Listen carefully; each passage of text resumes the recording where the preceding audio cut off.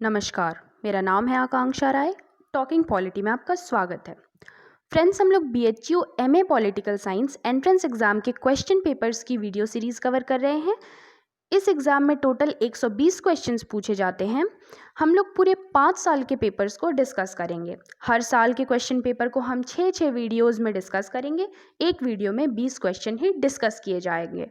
सबसे पहले हम लोग 2019 के क्वेश्चन पेपर को डिस्कस करेंगे 6 वीडियोज़ में। ये 2019 के क्वेश्चन पेपर का पार्ट 1 वीडियो है, जिसमें हम 20 क्वेश्चंस डिस्कस करेंगे। नेक्स्ट 5 वीडियोज़ भी अपलोड हो जाएंगे। तो आइए देखते हैं। फ्रेंड्स, हम लोग हर क्वेश्चन में कुछ इंटरेस्टिंग फैक्ट्स भी जानते रहेंगे, जिससे हमें क्वेश्चन पेपर जो आप आसानी से याद कर सको। सबसे पहले first question, the book discovery of India was authored bye, and the answer is second option, Jawaharlal Nehru. Friends, Jawaharlal Nehru ने अपने इम्प्रिजनमेंट के दौरान, यानी जब वो जेल में थे, अहमदनगर फोर्ट जो कि महाराष्ट्र में है, वहाँ उन्हें रखा गया था आज़ादी से पहले, और उसी वक्त उन्होंने ये किताब लिखी थी। 1944 में उन्होंने ये बुक लिखी और 1946 में इसको पब्लिश किया गया। इस बुक में उन्होंने Indian history, Indian culture, politics of India, religion in India और इंडियन फिलॉसफी के बारे में बात की। उन्होंने इसे इंग्लिश में लिखा, बाद में इसे दूसरे लैंग्वेजेस में ट्रांसलेट किया गया। Second question, who has written national anthem of India? भारत का राष्ट्रगान किसने लिखा है? And the answer is, everybody knows it, Rabindranath Tagore ji. तो रविंद्रनाथ टैगोर जी ने बंगाली भाषा में इसे लिखा था। इसे पहली बार 27 दिसंबर 1911 को कैलकाटा में इंडियन नेशनल कांग्रेस के एनुअल सेशन के दूसरे दिन गाया गया। टैगोर की भतीजी सरला देवी चौधरानी ने कुछ स्कूल के स्टूडेंट्स के साथ इसे अपनी आवाज़ दी थी। आज हम नेशनल एंथम को जिस लय में गाते हैं, उसे आंध्र प्रदेश के एक छोटे से जिले मदनपिल्ले में संगीतबद्ध किया गया था।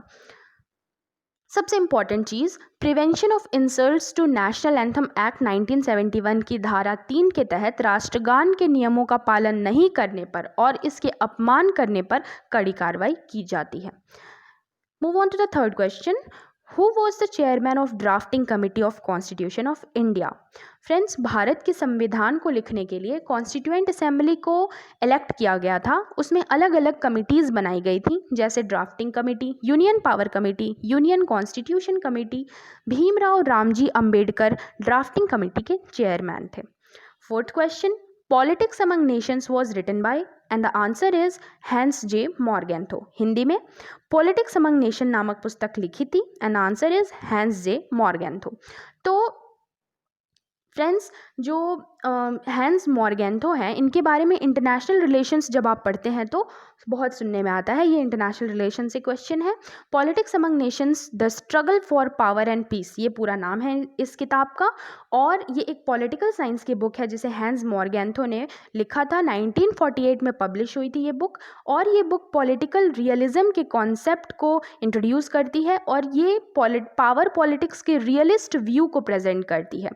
तो जो हैंस मॉर्गेंथो थे, वो एक जर्मन अमेरिकन उनकी नेशनैलिटी थी, और इनको क्लासिकल रियलिज्म के लिए जाना जाता था। So let's move on to the fifth question. Which of the following is related to Marx? निम्नांकित में से मार्क्स का संबंध किससे है? And answer is scientific socialism. ये जो साइंटिफिक सोशलिज्म टर्म है, ये मार्क्स ने खुद अपने प्रिंसिपल्स के लिए कभी यूज़ नहीं किया। उन्होंने कभी नहीं कहा कि मेरे जो थॉट्स और मेरी जो थियरी है वो साइंटिफिक सोशलिज्म ये है, ये एक वैज्ञानिक समाजवाद है। नहीं, उन्होंने अपने समाजवाद को कभी वैज्ञानिक समाजवाद नहीं कहा।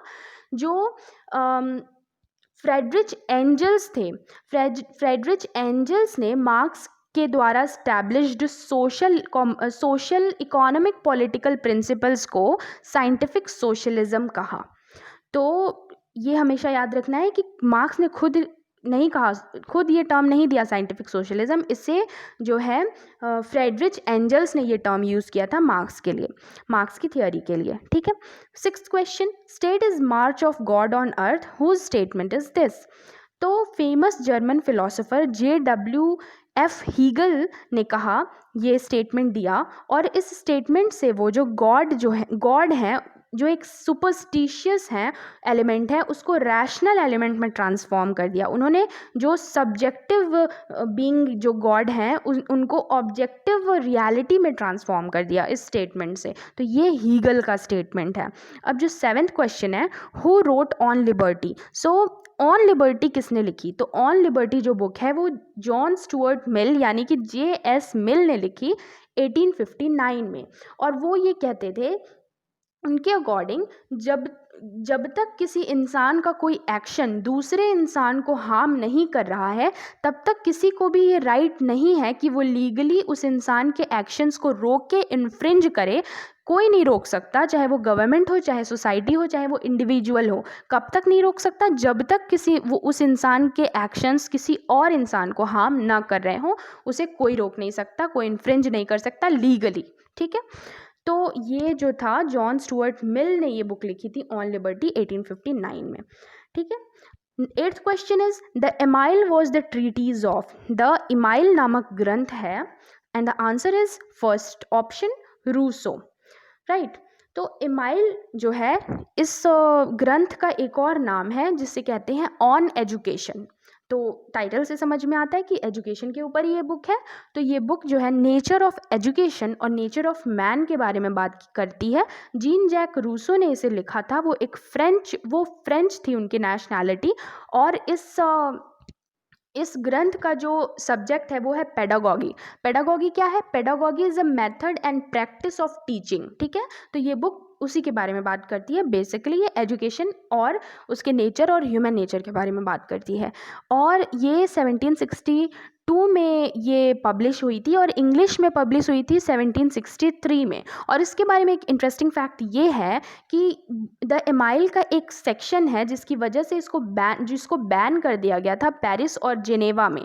ठीक है, एमाइल के बुक के एक सेक्शन को। ठीक है, और इसको पब्लिकली जला दिया गया था 1762 में, यानी जिस साल ये पब्लिश हुई उसी साल जला दिया गया था। लेकिन फ्रेंच रिवॉल्यूशन के टाइम में इसने एक इंस्पिरेशन की तरह सर्व किया। During French revolution Emile served as the inspiration for what became a new national system of education. ठीक है, तो एमाइल जो है वो एजुकेशन ऑन एजुकेशन इसका दूसरा नाम है। और इसको किसने लिखा था? रूसो ने। अब मुझे लगता है आपको ये नहीं भूलेगा। ठीक है, next question and that is the 9th question. According to Aristotle revolution means. अरस्तु के अनुसार क्रांति से तात्पर्य है and the answer is 4th option change in constitution, संविधान में परिवर्तन। तो एरिस्टोटल जो हैं उन्होंने उनकी फेमस बुक है पॉलिटिक्स। उस पॉलिटिक्स की 5वीं बुक में उन्होंने 2 तरह के पॉलिटिकल रिवॉल्यूशन की बात की है। पहला कि अगर पूरे कॉन्स्टिट्यूशन में पूरा कॉन्स्टिट्यूशन ट्रांसफॉर्म हो जाता है, पूरी तरह से कम्प्लीटली चेंज हो जाता है, तो वो एक तरह का रिवॉल्यूशन है। और अगर थोड़ा सा भी मॉडिफिकेशन भी होता है एग्जिस्टिंग कॉन्स्टिट्यूशन में, तो वो भी एक रिवॉल्यूशन है, पॉलिटिकल रिवॉल्यूशन है। तो अपनी बुक पॉलिटिक्स के 5वें बुक में एरिस्टोटल ने पॉलिटिकल रिवॉल्यूशन के 2 टाइप्स की बात की थी। तो बेसिकली एरिस्टोटल के अकॉर्डिंग कॉन्स्टिट्यूशन में थोड़ा सा भी चेंज जो है वो ही रिवॉल्यूशन है। तो वो कॉन्स्टिट्यूशन के टर्म में ही रिवॉल्यूशन की बात करते हैं।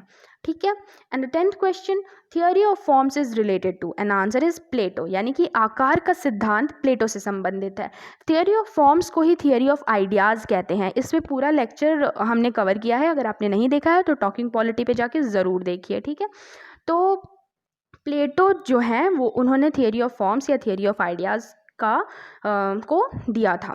ठीक है, 11th question is party system in India is. Bharat में दलीय व्यवस्था है and answer is multi party. सबको पता है भारत में, इंडिया में मल्टी पार्टी है। यहाँ पे बहुत सारी पार्टीज इलेक्शन में भाग लेती हैं। And the 12th question is who presides the joint session of both the houses of parliament in India? Bharat के संसद के दोनों सदनों के संयुक्त अधिवेशन की अध्यक्षता कौन करता है? तो जब भी पार्लियामेंट का जॉइंट सेशन होता है तो स्पीकर ऑफ लोकसभा जो है वो उसको प्रिसाइड करते हैं।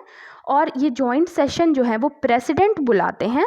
और आर्टिकल 108 के अकॉर्डिंग। और इसको प्रिसाइड करते हैं स्पीकर ऑफ लोकसभा, और स्पीकर ऑफ लोकसभा अगर नहीं है तो डेप्यूटी स्पीकर ऑफ लोकसभा जो है वो प्रिसाइड करेंगे इस सेशन को, जॉइंट सेशन को। और अगर वो भी नहीं है तो deputy chairman of Rajya Sabha preside करेंगे, और इनमें से कोई नहीं है तो पार्लियामेंट का कोई भी अदर मेंबर जो है वो प्रिसाइड करेगा इस सेशन को, जॉइंट सेशन को, लेकिन दोनों हाउसेस के लोगों की सहमति के साथ। Moving on to the 13th question, and the question is A Theory of Justice was written by। ये जो बुक है A Theory of Justice, उसको किसने लिखा? And the answer is John Rawls. John Rawls ने ये बुक लिखी थी और ये 1971 में पहली बार पब्लिश हुई थी। और जो ऑथर हैं जॉन रॉल्स, ये इनका एक अटेम्प्ट था एक मॉरल थियरी प्रोवाइड करना। और ये जो बुक है ना थियरी ऑफ जस्टिस, ये डिस्ट्रीब्यूटिव जस्टिस के बारे में बात करती है। डिस्ट्रीब्यूटिव जस्टिस का क्या मतलब है? Socially just allocation of resources, मतलब जिसने जितना काम किया उसके अकॉर्डिंग उसको उतना रिसोर्सेज या गुड्स प्रोवाइड किए जाएंगे। तो socially just allocation of resources के बारे में बात करता है ये, डिस्ट्रीब्यूटिव जस्टिस के बुक बारे में बात करती है ये बुक, जिसका नाम है अ थियरी ऑफ जस्टिस, जिसको लिखा है जॉन रॉल्स ने। 14th question, theory of basic structure was enunciated by, मूलभूत ढांचे का सिद्धांत प्रतिपादित किया गया। तो आंसर है केशवानंदा भारती केस के अंदर। सबसे पहले जो शंकरी प्रसाद केस आया था 1951 में, उसने कोर्ट ने जजमेंट दिया कि पार्लियामेंट जो है कॉन्स्टिट्यूशन के किसी भी पार्ट को अमेंड कर सकता है। फिर 1967 में गोलकनाथ केस आया जिसमें कोर्ट ने जजमेंट दिया कि पार्लियामेंट जो है सिर्फ फंडामेंटल राइट्स को अमेंड नहीं कर सकता है। तो शंकरी प्रसाद में जो जजमेंट आया उसमें कहा गया कि पार्लियामेंट कॉन्स्टिट्यूशन की किसी भी पार्ट को अमेंड कर सकता है। गोलकनाथ केस में जजमेंट आया कि पार्लियामेंट फंडामेंटल राइट्स को अमेंड नहीं कर सकता।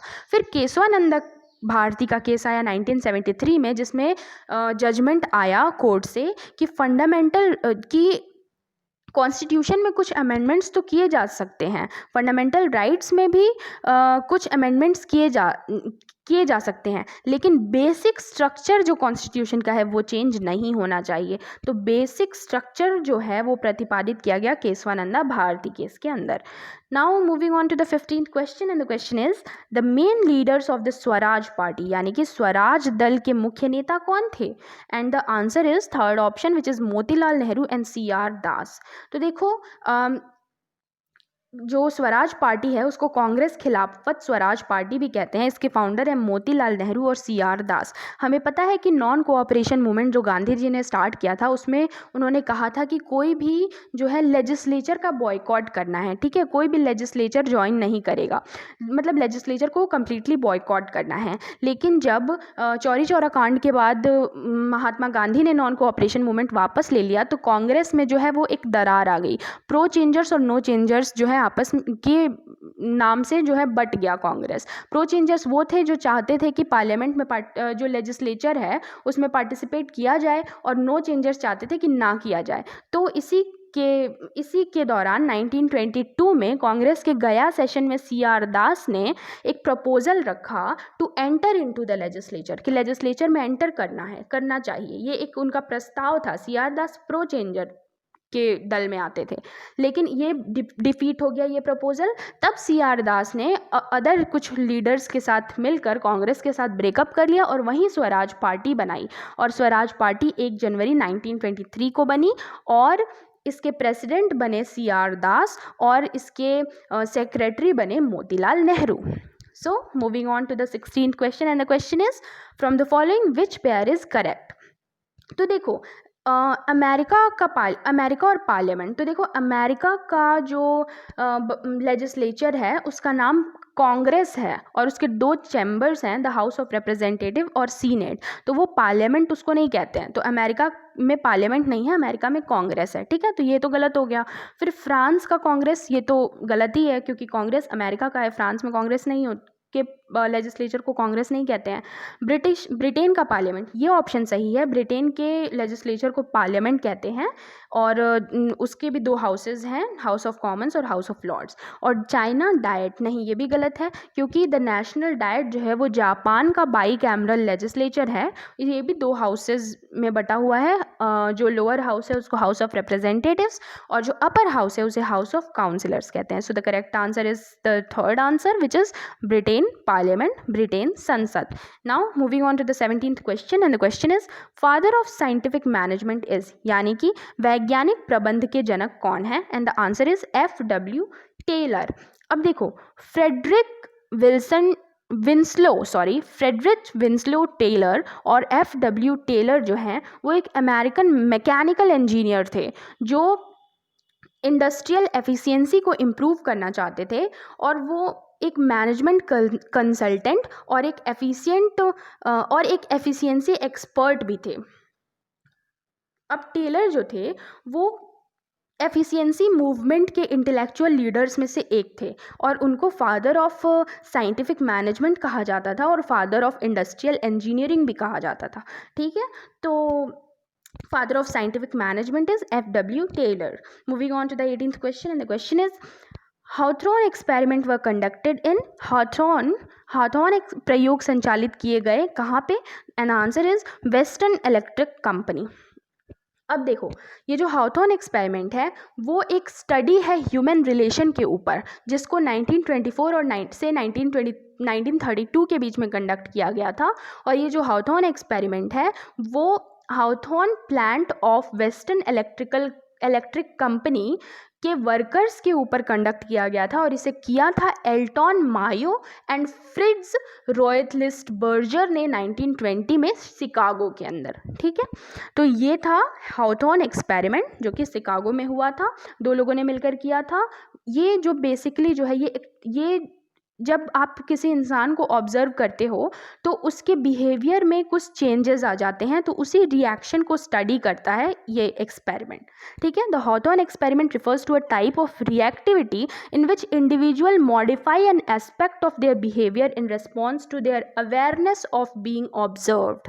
Right, now moving on to the 19th question, and the question is principles of bureaucracy was first developed by, सर्वप्रथम नौकरशाही सिद्धांत को विकसित किया गया, and answer is max weber. अब देखो मैक्स वेबर जो थे वो एक जर्मन सोशियोलॉजिस्ट थे, उन्होंने थियोरी ऑफ मैनेजमेंट दिया था जिसको ही हम लोग ब्यूरोक्रेटिक थियोरी कहते हैं। उनका कहना था कि ब्यूरोक्रेसी ही वो सबसे एफिशिएंट मॉडल है जिसके अंदर प्राइवेट बिजनेस और पब्लिक ऑफिसेज जो हैं ऑपरेट कर सकते हैं एक साथ। ठीक है, और उनकी जो ब्यूरोक्रेटिक थियरीज थी उसने जो है 20th सेंचुरी में भी बिजनेसमैन्स, बिजनेस लीडर्स और पॉलिटिशियंस को काफ़ी हद तक इन्फ्लुएंस किया। ठीक है, अब आते हैं लास्ट क्वेश्चन पे, and the question is in United States of America the practice of making appointments on the basis of political affiliation is known as, यानी कि संयुक्त राष्ट्र अमेरिका में राजनीतिक संबंध के आधार पर की गई चुनौतियों को कहा जाता है एंड नियुक्तियों को कहा जाता है, and the answer is second option which is spoil system, that is लूट प्रणाली। यानी कि स्पॉइल सिस्टम क्या है, तो अब देखो इसको पैट्रोनेज सिस्टम भी कहते हैं।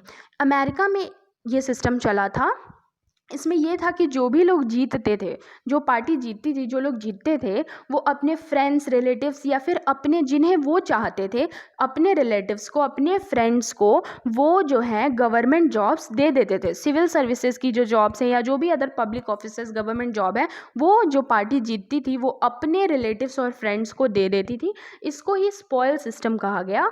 और जब एंड्रयू जैक्सन जो कि अमेरिका के 7th प्रेसिडेंट थे वो जब प्रेसिडेंट इलेक्ट हुए तब स्पॉइल सिस्टम जो है वो फुल फोर्स में था। ठीक है, तो this was all about the 20 questions of 2019 MA entrance exam for political science in BHU। And हम लोग बाकी 5 और पार्ट आएंगे जिसमें हम लोग और सारे 120 क्वेश्चन कंप्लीट करेंगे और इसी तरह और 5 साल के क्वेश्चन पेपर आएंगे। Thank you so much for watching till now. अगर आपको वीडियो पसंद आया तो लाइक, शेयर और सब्सक्राइब ज़रूर करिए। और अगर आपकी कोई क्वेश्चंस या डाउट हैं या कोई कुछ रेकमेंड करना चाहते हैं तो आप कमेंट बॉक्स में लिखकर ज़रूर बताइए, पूछिए और सब्सक्राइब बटन को क्लिक करना ना भूलें। Thank you so much for watching and this is Akanksha Rai signing of.